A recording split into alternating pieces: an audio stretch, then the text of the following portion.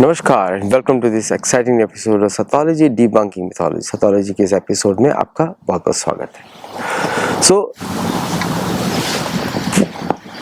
अगर आप लोग मेंबर नहीं बने हैं तो मेंबर जरूर बने, और अगर आपने इस चैनल सब्सक्राइब नहीं किया है तो जरूर करें, हमारी रीच बढ़ाएं, लोगों को इसके बारे में बताएं। तो वेस्टर्न एनालिस्ट को मैं ज़्यादा कोट नहीं करता हूँ, बट रेलेवेंट इन्फॉर्मेशन मैं लेता हूँ। डेफिनेटली बुक्स में तो बिल्कुल नहीं लिखता हूँ। तो आइजैक न्यूटन कोई साइंटिस्ट नहीं था, पुराना सेब तो हमेशा गिरता है, और ये ग्रेविटेशनल जो थ्योरी है वो तो हमेशा भारत से आई है, हमारा शब्द ही है उसके ऊपर। तो गुरुत्व आकर्षण मतलब गुरु तत्व का आकर्षण, गुरुत्वाकर्षण, तो वो तो है ही हमारा। तो आइजैक न्यूटन ने, ये जो वेस्टर्न स्कॉलर्स बात करते हैं वो वेस्टर्न वर्ल्ड के बारे में बात करते हैं, उससे हमारा कोई संबंध नहीं है। उन्होंने बोला कि कोलैप्स जो होगा वेस्टर्न सोसाइटी का होगा 2060 में। MIT एल्गोरिथम ने प्रेडिक्ट किया, 1970 में प्रेडिक्ट किया कि कोलैप्स ऑफ वेस्टर्न सिविलाइजेशन होगा 2040 में। देखिए, जो भी सिविलाइजेशन वन लाइफ सिंड्रोम पे बनी है वो तो हमेशा कोलैप्स करेगी। डगलस वॉट ने बोला, वॉट जो फिजिकल इवेंट और सन माइक्रोनोवा थ्योरी बनाई थी उन्होंने बोला कि ये 2044 में होगा, और फिर उन्होंने अपने मिथोलॉजिकल बाइबल से कनेक्ट कर दिया। और 1990 से पहले जो साइंटिफिक मॉडल्स थे उन्होंने प्रेडिक्ट किया कि 2030 और 2040 के बीच में होगा, with the grand solar minimum. तो क्लाइमेट चेंज एक्टिविस्ट तो हर साल प्रेडिक्ट करते हैं कि अब कोलैप्स होगा, अब कोलैप्स होगा, अब कोलैप्स होगा, अब कोलैप्स होगा। लेकिन मैं सिमुलेशंस देख रहा था कि भारत, और देखिए भारत जो है केंद्र रहा है, भारत में कभी भी जनसंख्या का इतना ज़्यादा कम नहीं हुई है, कभी भी नहीं हुई है। भारत में हमेशा जनसंख्या ज़्यादा रहती है, भारतवर्ष की बात कर रहा हूँ, जो वियतनाम से लेकर 29 डिग्रीज लैटीट्यूड के आसपास घूमती है। 29 डिग्रीज लैटीट्यूड बहुत इंपॉर्टेंट लैटीट्यूड है। उस पर आपका हस्तिनापुर भी है, उस पर पिरामिड ऑफ गीज़ा भी है, उसमें आपके southern United states Houston areas के साउथ बेल्ट में वहाँ पे इंपॉर्टेंट पिरामिड्स हैं, वो भी उसके अंदर है। और it is also the part of the, उसके अंदर आपका मैक्सिको का नदर्न पार्ट भी उसके अंदर आता है। वेरी इंपॉर्टेंट एरिया, क्योंकि वहाँ से मोस्ट ऑफ द, वहाँ की पॉपुलेशन कभी कभी कम नहीं हुई है, कम रहती है लेकिन did not become zero at any point of time. तो बोलते हैं कि India, South America, around Andes are the safest regions from the floods. और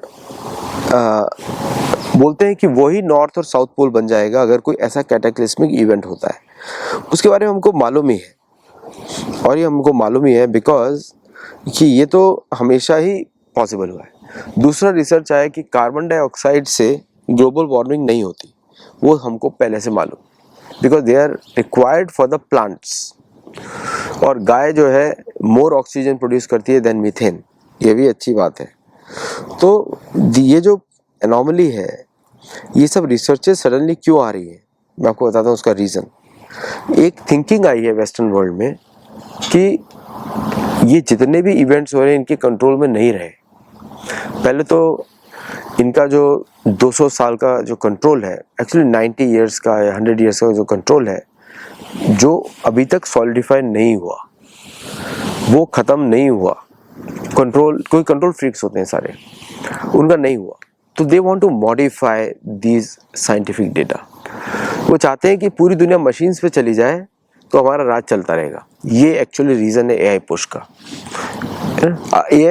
AI सडनली डिस्कवर किया, पहले से था लेकिन कंप्यूटिंग अभी इतना ज़्यादा एक्सपैंड कर चुका है, उसकी कैपेसिटी हो गई, मतलब सब लोग भगवान बनना चाहते हैं बेसिकली।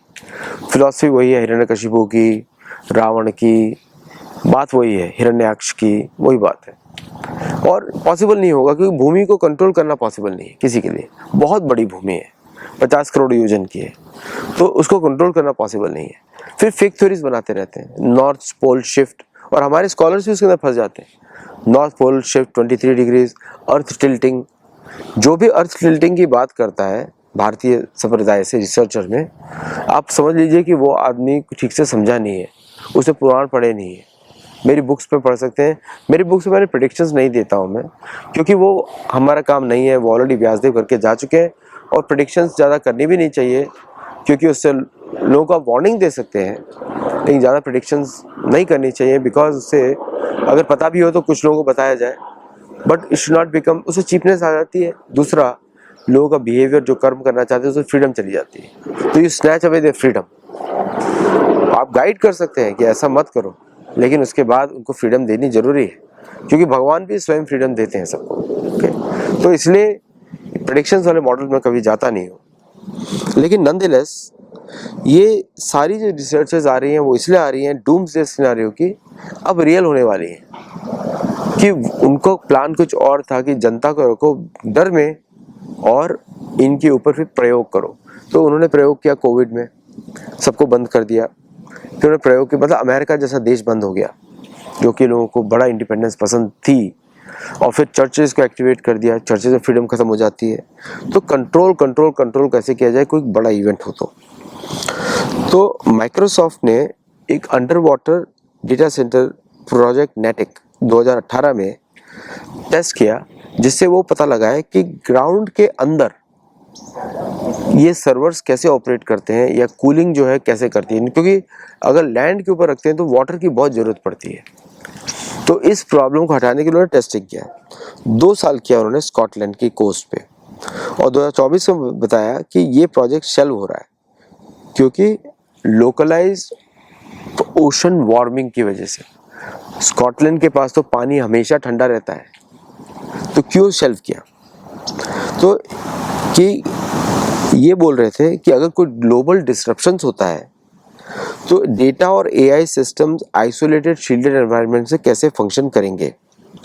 मतलब कोई जियोफिजिकल इवेंट हुआ तो relocating critical systems underground and under water when the surface becomes unstable, मतलब युद्ध की तैयारी है या कोई और महामारी की तैयारी है, कि अगर कुछ ऐसा होता है तो अनस्टेबल हो जाएगा।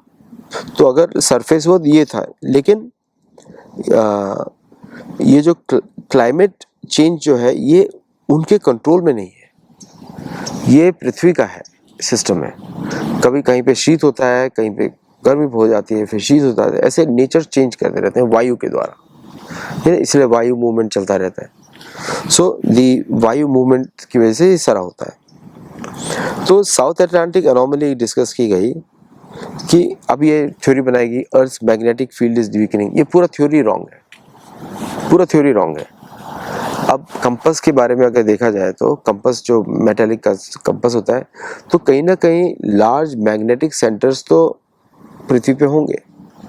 एक नॉर्थ पे होगा, नॉर्थ मतलब उत्तरी, जब हम सूर्य की दिशा में देखते हैं तो बायन इज नॉर्थ, तो सबके लिए नॉर्थ बदलता रहता है बेस्ड ऑन द सूर्य का राइजिंग डायरेक्शन। ओके, क्योंकि जब सूर्य मूव कर रहे हैं तो सबकी ईस्ट अलग होगी जहाँ से आ रहे हैं, तो दिखेगा कि ऐसे आ रहे हैं, ऐसे आ रहे हैं, स्ट्रेट दिखाई देगा कभी तो, क्योंकि सूर्य तो स्ट्रेट लाइन में मूव कर रहे हैं, लेकिन उनका सर्कल बड़ा है। तो किस तरह 3 गतियों से चलते हैं, तीव्र, मध्यम और धीमी। ये पौराणिक मॉडल है।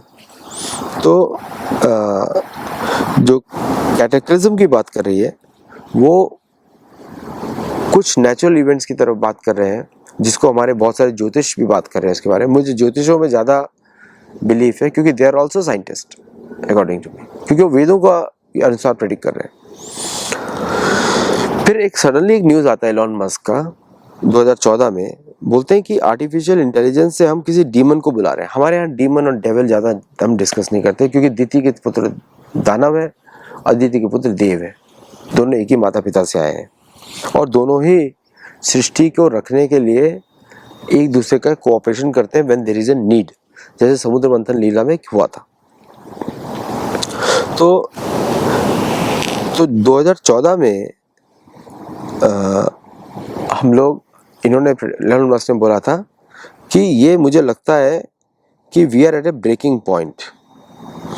फिर एक स्काई वॉचर्स प्रोग्राम शुरू होता है यूएपी के साथ। उन्होंने बोला कि एआई सिस्टम्स में जो है फॉरेन इंटरवेंशन, जो दूसरे इंटरवेंशन जो अलग प्लैनेट से है वो हो सकता है। वो तो हमारे यहाँ पे बोला ही जाता है कि आसुरिक शक्तियाँ इन्वॉल्व हो सकती हैं, anything which looks like livable, लेकिन machines are not livable. Human body पर इफेक्ट हो सकता है लेकिन नॉट ऑन द मशीन्स।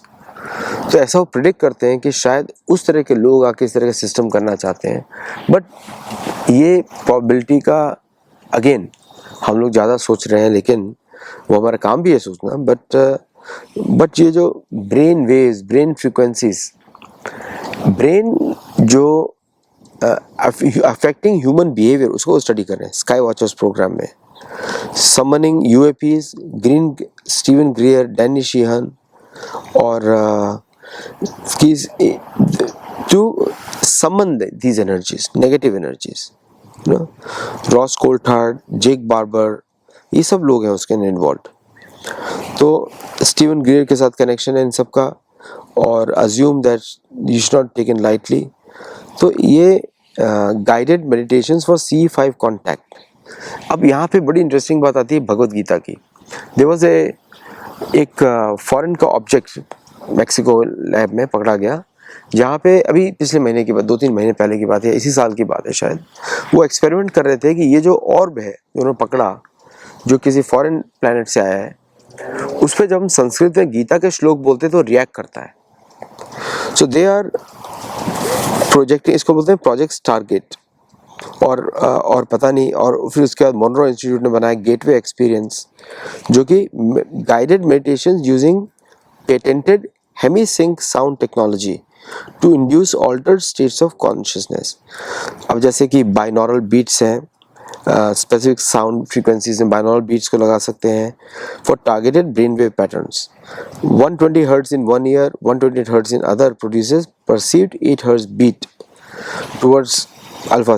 ये सेम चीज़ मंत्र से भी रेप्लिकेट होती है। जब आप ध्यान से गायत्री मंत्र का उच्चारण करते हैं तो उससे भी ये टेक्निक्स होती हैं। इसका मतलब ये है, अब ये तो इन्होंने, इनका एनालिसिस है, मेरा एनालिसिस है कि somewhere somebody is guiding us to go back to सनातन धर्म for this age, for the whole society। अब यहाँ पे चर्च है, यहाँ पे science is bigger than the church. हमारे यहाँ विज्ञान योग का ही पार्ट है, सनातन धर्म का ही पार्ट है। यहाँ पे science is bigger than the church, क्योंकि चर्च डॉगमेटिक होता है। तो they are experimenting all these things, तो मतलब somebody is telling them to go back to सनातन धर्म थ्रू वेस्टर्न साइंस। वो हो रहा है। तो ऑल दीज पीपल, ये सारे चर्च को नहीं मानते हैं, अपने आप को एग्नोस्टिक मानते हैं, नॉन रिलीजियस मानते हैं। नॉन रिलीजियस का मतलब होता है कि मैं किसी अब्राह्मिक को नहीं मानता, उसको नॉन रिलीजियस बोला जाता है, कि सनातन धर्म तो कोई छोड़ ही नहीं सकता। तो ये सब डिस्कशंस चल रहे हैं इनके साथ, ये सब एनालिसिस चल रहा है। तो वेरी इंटरेस्टिंग टाइम फॉर सनातनीज। हमको कुछ सिखाना नहीं है, ना हमको वेस्टर्न साइंस यूज़ करनी है टू वैलिडेट आवर थिंग्स।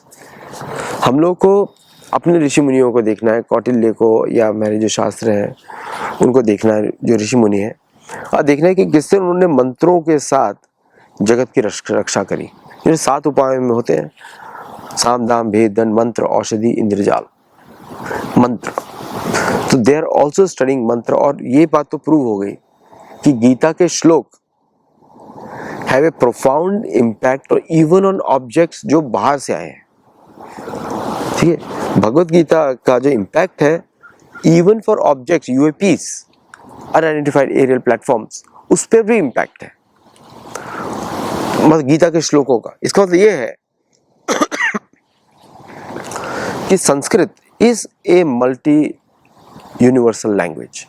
मतलब वो, हम तो जानते हैं 14 लोक होते हैं इस मनुष्य, 14 मनुष्यों के कर्मों का निदान करने के लिए इस ब्रह्मांड के अंदर। तो 14 लोकों में वो भाषा चलती है, उसका इम्पैक्ट है। और ये जितना भी नेगेटिव बनाए डूम्सडे सिनेरियोज, वो इम्पैक्ट नहीं करता अगर हम उस ध्वनि के साथ या उस ऊर्जा के साथ कनेक्ट करते हो। वो तो हमारे पास ऑलरेडी है। आप देखिए, मापुचे ट्राइब साउथ अमेरिका में ओम मंत्र का जाप करते हैं, है ना, पेरू में, इक्वाडोर में, या फिर अफ्रीका में, अफ्रीका नामीबिया पे जो लोकल क्षेत्र, तंजानिया में, या फिर नॉर्दर्न अफ्रीका, मतलब कॉन्गो से ऊपर रेंज में, वहाँ पे भी लोग जब करते हैं, वहाँ पे भी लोग इस तरह कनेक्ट करते हैं। और भारत भूमि तो है ही गढ़, और पूर्वी एशिया में भी यही है, मतलब कॉमन थीम है इस इक्वेडोर से थोड़ा सा ऊपर नीचे रीजन्स में, है ना। तो वेस्टर्न डूम्सडे सिनेरियोज और वेस्टर्न की अभी दुनिया खत्म होने वाली है, those are relevant only for the western society, बाकियों के लिए रेलेवेंट नहीं है। जो मायन कैलेंडर को फॉलो करते हैं, एस्टेक को फॉलो करते हैं, या फिर हमारा पंचांग फॉलो करते हैं, उसको रेलेवेंट नहीं है, क्योंकि हमारे पास उन ज्योतिष के, उन जो हमारे ज्योतिष के जो देवी देवता है, देवी देवताओं के साथ जो हमारा कनेक्शन बैठेगा वो मनुष्य सभ्यता को बचा लेगा। लेकिन प्रॉब्लम ये पश्चिमी देशों वालों के लिए, आई नो ये थोड़ा मैं कॉम्प्लेक्स में बता रहा हूँ आज, लेकिन इस पे थोड़ा ध्यान दीजिए, क्योंकि ये सब टॉपिक्स कोई रेगुलर न्यूज़ चैनल से उठाएंगे नहीं, बट इस पे और रिसर्च हम लोग को करना चाहिए।